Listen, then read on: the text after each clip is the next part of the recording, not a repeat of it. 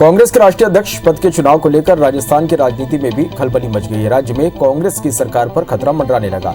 CM Ashok Gehlot खेमे के 80 से ज्यादा विधायकों ने अपना इस्तीफा स्पीकर सीपी जोशी को सौंप दिया। सभी विधायक काफी गुस्से में हैं और विधायक इस बात से नाराज है कि अशोक गहलोत उनसे बातचीत के बिना कोई फैसला कैसे ले सकते हैं।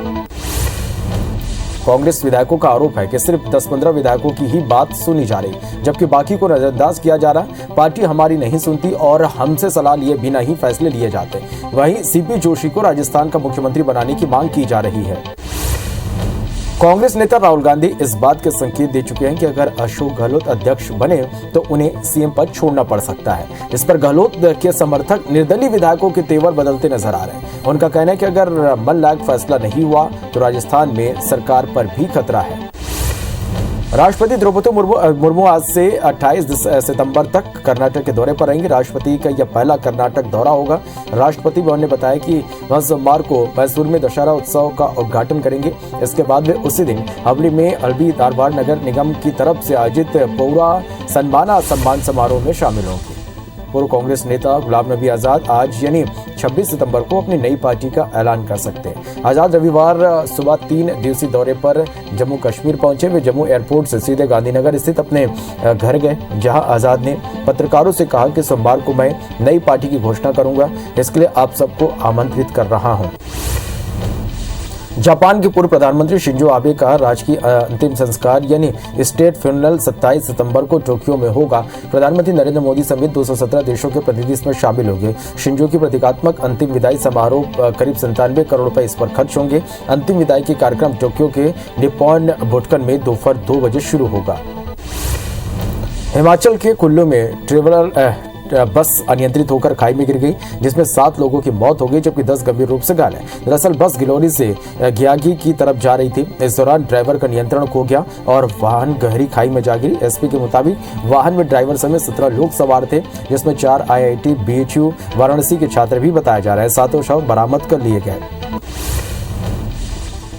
मुंबई के विले पार्ले में एक नाले में 7 झोपड़ियों का हिस्सा ढह गया। हादसे में किसी के हताहत होने की सूचना नहीं है। सुरक्षा कारणों से 24 झोपड़ियों को खाली कर दिया गया। स्थानीय लोगों को BMC स्कूल में ट्रांसफर कर दिया गया। BMC ने कहा कि विले पार्ले के जुहू में इंदिरा नगर इलाके में स्थित एक नाले में 7 झोपड़ियों का हिस्सा गिर गया।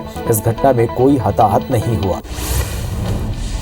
बांग्लादेश में श्रद्धालुओं से भरी एक नाव डूब गई। पंचगढ़ जिले के कोरोटोवा नदी में हुए इस हादसे में 24 लोगों की मौत हो गई जबकि 30 लापता है। अधिकांश यात्री दुर्गा पूजा से एक दिन पहले महालया उत्सव मनाने के लिए यहां के प्रसिद्ध बिंदेश्वरी मंदिर जा रहे थे। मृतकों की संख्या और बढ़ सकती है। जम्मू कश्मीर के कुपवाड़ा जिले के माचिल इलाके में सेना और पुलिस ने 2 आतंकियों को मार गिराया। यह कार्रवाई LOC टेकरी नार के पास की गई। दोनों आतंकियों के पास से 2 AK-47 राइफल, 2 पिस्टल और 4 हैंड ग्रेनेड बरामद हुए। जम्मू और कश्मीर पुलिस का कहना है कि अभी दोनों आतंकियों की पहचान नहीं हो पाई है। पुलिस के मुताबिक इलाके में सर्च ऑपरेशन चलाया जा रहा है। भारत में कोरोना के नए मामलों में कल के मुकाबले थोड़ी गिरावट देखने को मिली। 24 घंटे के अंदर देश में कोरोना के 4129 नए मामले सामने आए जबकि 4688 लोग ठीक हुए, जिसके बाद एक्टिव मरीजों की संख्या 43,415 हो गई है। सूर्य कुमार यादव और विराट कोहली के तूफानी अर्धशतकों के दम पर टीम इंडिया ने तीसरे T20 इंटरनेशनल में ऑस्ट्रेलिया को 6 विकेट से हरा दिया। इसके साथ ही भारत ने 3 मैचों की सीरीज 2-1 से अपने नाम कर ली। टीम इंडिया ने अपने घरेलू मैदानों पर 9 साल बाद की T20 सीरीज में ऑस्ट्रेलिया को हराया है।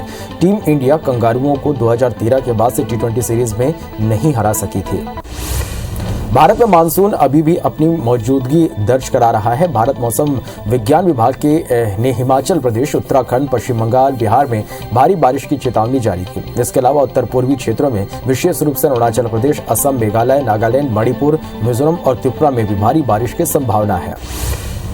अनूपपुर जिले की समीक्षा बैठक में सीएम शिवराज नाराज हो गए। अधिकारियों को फटकार लगाते हुए उन्होंने कहा कि एक जिला एक उत्पाद में 1.5 साल में गंभीरता से काम नहीं हुआ।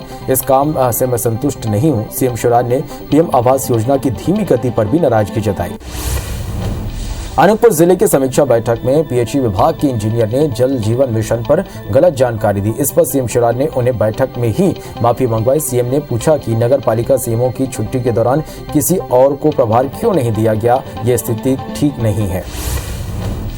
मध्य प्रदेश मंत्रिमंडल की कैबिनेट बैठक आज उज्जैन में होगी। मुख्यमंत्री शिवराज सिंह चौहान की अध्यक्षता में होने वाली इस बैठक में पीएम मोदी के दौरे को लेकर चर्चा होगी। दोपहर 12:30 बजे होने वाली बैठक में सीएम शिवराज महाकाल कॉरिडोर को लेकर मंत्रियों से चर्चा करेंगे। बैठक में कई अहम प्रस्तावों को मंजूरी मिलेगी। भोपाल में 7 और 8 अक्टूबर को शिवराज सरकार का चिंतन शिविर होगा, जिसमें सीएम शिवराज तमाम मंत्री और अधिकारी भी शामिल होंगे। चिंतन शिविर में पीएम मोदी के दौरे को लेकर मंथन होगा। साथ ही आत्मनिर्भर मध्य प्रदेश की कार्य योजना की भी समीक्षा होगी। सीएम शिवराज दोपहर 3 बजे मंत्रालय में जनप्रतिनिधियों से मुलाकात करेंगे। साथ ही मध्य प्रदेश भवन निगम लिमिटेड के निदेशक मंडल की भी बैठक लेंगे। शाम 4 बजे ऊर्जा उपभोक्ता संतुष्टि विषय पर अफसरों से चर्चा कर लैपटॉप वितरण कार्यक्रम की तैयारियों की समीक्षा करेंगे। वहीं शाम 5 बजे एमएसएमई विभाग की भी बैठक लेंगे। नवरात्रि के पहले दिन आज छत्तीसगढ़ के मुख्यमंत्री भूपेश बघेल डोंगरगढ़ स्थित बमलेश्वरी मंदिर पहुंचकर पूजा अर्चना करेंगे। सीएम दोपहर 3 बजे भिलाई से डोंगरगढ़ के लिए रवाना होंगे। वहां से लौटने के बाद दुर्ग गंजपारा में आयोजित स्थानीय कार्यक्रम में शामिल होंगे। इसी तरह दुर्ग में 2 जगहों पर आयोजित अग्रसेन महोत्सव कार्यक्रम में भी शामिल होंगे। डोंगरगढ़ में नवरात्रि की शुरुआत होती रौनक देखने को मिल रही है। बमलेश्वरी मंदिर में नवरात्रि की पूरी तैयारी कर ली गई है। वहीं आज नवरात्रि के पहले दिन मंदिर में ज्योति कलश की स्थापना हुई। 8000 ज्योति कलश से मां बमलेश्वरी मंदिर जगमगा उठा है। बेमेतरा के भद्रकाली मंदिर में नवरात्रि के पहले दिन भक्तों की भीड़ देखी जा रही। मंदिर में श्रद्धालुओं की सुविधा के लिए तमाम व्यवस्थाएं की गई है। भद्रकाली मंदिर में इस बार 1500 मनोकामना ज्योति कलश की स्थापना की गई है। नवरात्रि के दौरान मैहर के लिए भोपाल में 4 स्पेशल ट्रेनें चलाई जा रही हैं। साथ ही 16 ट्रेनों के स्टॉप भी शुरू किए गए। ये ट्रेनें रानी कमलापति से रीवा तक चलेगी। ट्रेनें विदिशा, बीना, सागर, दमोह, कटनी, मैहर, सतना और रीवा से होते हुए जाएगी। सभी ट्रेनें आज से शुरू हो गई हैं। मां शारदा नवरात्रि मेला के दौरान श्रद्धालुओं की सुविधा को ध्यान में रखते हुए यह फैसला लिया गया। पीसीसी चीफ मोहन मरकाम ने कोंडागांव शीतला माता मंदिर से पदयात्रा की शुरुआत की। दंतेवाड़ा तक 161 किलोमीटर की इस पदयात्रा में मोहन मरकाम पहले दिन 50 किलोमीटर चलेंगे। 4 दिवसीय इस पदयात्रा में पीसीसी चीफ के साथ सैकड़ों कार्यकर्ता भी शामिल हैं। आरएसएस की तुलना पीएफआई से करने पर मंत्री नरोत्तम मिश्रा ने दिग्विजय सिंह पर पलटवार किया। उन्होंने कहा कि ये वही दिग्विजय हैं जिन्होंने जाकिर नायक को शांतिदूत बताया था और ओसामा को जी लगाया था। आरएसएस को इनके प्रमाण पत्र की जरूरत नहीं है। दिग्विजय सिंह को देश समझ चुका है। गृह मंत्री नरोत्तम मिश्रा ने दिग्विजय सिंह के साथ राहुल गांधी पर भी निशाना साधा। उन्होंने कहा कि दोनों पदयात्रा कर रहे हैं। एक भोपाल से हारे थे, दूसरे अमेठी से। गृह मंत्री ने कहा कि वही राहुल गांधी है जो भारत तेरे टुकड़े होंगे कहने वालों से मिलने जेएनयू गए थे।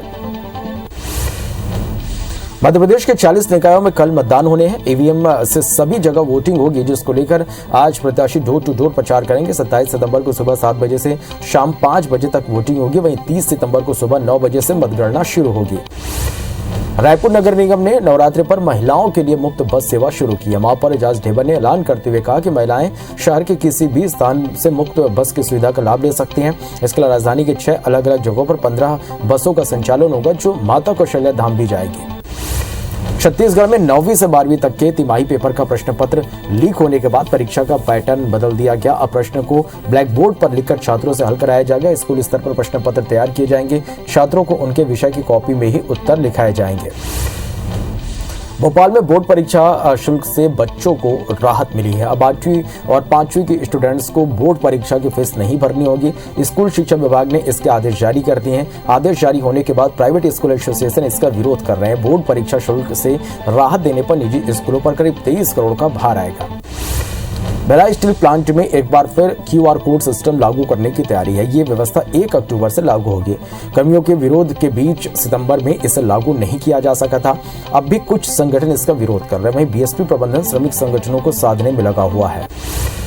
श्योपुर के चैनपुरा गांव में को बहिष्कृत कर दिया गया। दरअसल गांव के लोग दूसरों के यहां खाना खाने जाते हैं और फिर वहां पर पत्तल भी उठाते हैं। इसी बात को लेकर 32 गांव के पंचायत की बैठक हुई, जिसमें 9 गांव को बहिष्कृत करने का फैसला लिया गया और इस फैसले को सुराठा ग्राम पंचायत सचिव राम लखन ने खुद पढ़कर ग्रामीणों को सुनाया, जिसका वीडियो वायरल हो रहा है। सरगुजा के सीतापुर नगर से होकर गुजरने वाली नेशनल हाईवे 43 जर्जर हो चुकी है। सड़क गड्ढों में तब्दील हो चुकी है, जिसकी वजह से बारिश के दिनों में लोग सड़क पर गिरकर हादसों का शिकार हो रहे हैं। वहीं गर्मी में धूल के कारण भी हादसे हो रहे हैं। हालांकि खाद्य मंत्री अमरजीत भगत ने कड़े निर्देश दिए हैं, जिसके बाद भी अधिकारी सड़क की मरम्मत को लेकर ध्यान नहीं दे रहे। भोपाल में किन्नर से लूट के बाद हंगामा किया गया। लूट के विरोध में किन्नरों ने थाना का घेराव करते हुए जमकर नारेबाजी की और कार्रवाई की मांग की। देर रात मच्छी मार्केट में किन्नर के साथ लूट हुई थी, जहां बदमाशों ने किन्नरों के बाल भी काटे थे।